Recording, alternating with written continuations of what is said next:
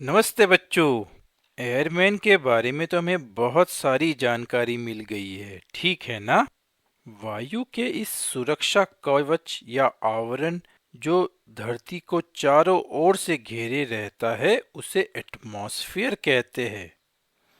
हमारा एटमॉस्फेयर लगभग 300 किलोमीटर घना है, यानी बहुत घना है। क्या आप जानते हैं पर्वतारोहियों को चढ़ाई के समय ऑक्सीजन मास्क की आवश्यकता क्यों पड़ती है? वह इसलिए क्योंकि जैसे जैसे हम ऊपर की ओर जाते हैं हमें सांस लेने में परेशानी होती है। यह ऑक्सीजन की कमी के कारण होता है। एटमॉस्फेयर और वायु जमीन के करीब बहुत घने होते हैं और जैसे जैसे हम ऊपर जाते हैं यह थोड़े पतले होते जाते हैं। यानी जब हम ऊपर की ओर बढ़ते हैं तो ऑक्सीजन की मात्रा कम हो जाती है। क्या आपने कभी सोचा है कि एटमॉस्फेयर जमीन की सतह के नजदीक टिका कैसे रहता है? वह उड़ क्यों नहीं जाता? वह इसलिए क्योंकि पृथ्वी में ग्रेविटेशनल फोर्स होता है, हमारा वही ग्रेविटी मैन। वह एटमॉस्फेयर को पृथ्वी के नजदीक पकड़ के रखता है। क्या एटमॉस्फेयर सभी ओर समान रहता है?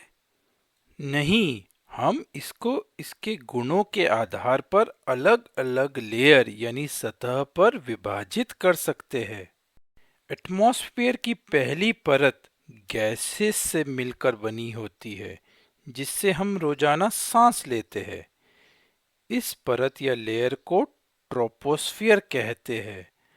ट्रोपोस्फियर वह परत है जिसमें हम रहते हैं।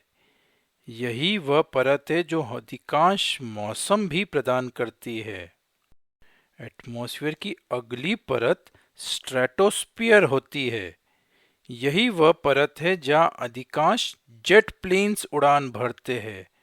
यह लगभग 10 किलोमीटर से शुरू होती है और करीब 50 किलोमीटर ऊंची होती है। स्ट्रेटोस्फियर की ऊपरी परत ओजोन से भरपूर होती है। तो ये ओजोन क्या है?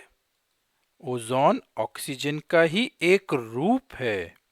एटमॉस्फेयर में ओजोन का निर्माण प्राकृतिक रूप से होता है।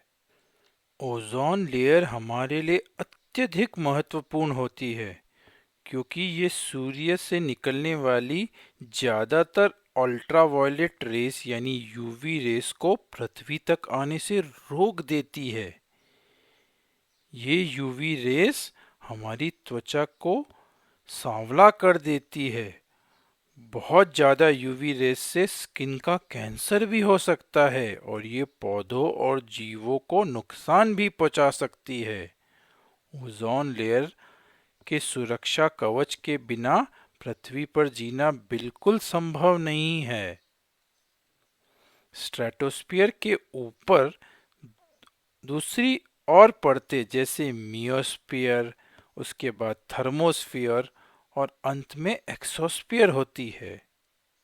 एटमॉस्फेयर हमारे जीवन में इतना महत्वपूर्ण क्यों है? यह सूर्य की तीव्र किरणों को छान देता है, इसलिए हमें दिन में ज्यादा गर्मी नहीं लगती।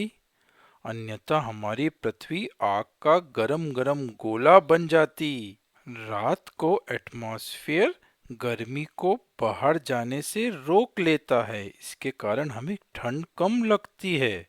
एटमॉस्फेयर के बिना हमें बहुत ठंड लगती, इसलिए हम यह कह सकते हैं एटमॉस्फेयर हमारे घर का रखवाला है। एटमॉस्फेयर पृथ्वी को एक और तरह से बचाता है, वह है मीटियोराइट्स के गिरने से। मीटियोराइट्स ब्रह्मांड से आने वाले कण होते हैं जो पृथ्वी की ग्रेविटी के कारण बहुत तेजी से आसमान से एटमॉस्फेयर में प्रवेश करते हैं। पर एटमॉस्फेयर में आने के बाद वे जलकर राख होकर गिर जाते हैं। इस तरह एटमॉस्फेयर के कारण हम इन बड़े बड़े मीटियोराइट के विनाश से बच जाते हैं। क्या आप जानते हैं अंतरिक्ष एक सुनसान जगह है? क्यों? इसलिए कि वहाँ एटमॉस्फेयर नहीं है, जिसके कारण वहाँ आवाज नहीं है। वह वायु ही होती है जो ध्वनि को प्रसारित करती है, जिस कारण हम संगीत और एक दूसरे की आवाजें सुन पाते हैं। इसलिए हमें सुनने के लिए भी एटमॉस्फेयर की जरूरत होती है।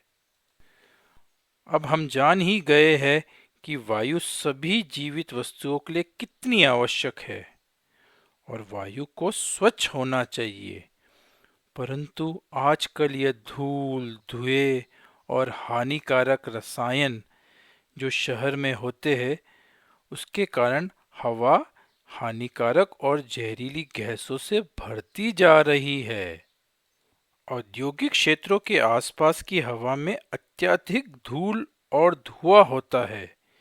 यह प्रदूषित हवा जीवन के लिए अच्छी नहीं होती, क्योंकि यह स्वास्थ्य के लिए हानिकारक होती है। तो हमारा कर्तव्य है कि हम ज़्यादा से ज़्यादा पेड़ लगाकर हवा में प्रदूषण को कम करें, ताकि हम हमेशा स्वच्छ और शुद्ध हवा में सांस ले सके और स्वस्थ रहे। तो खूब पेड़ लगाइए बच्चों। Bye bye.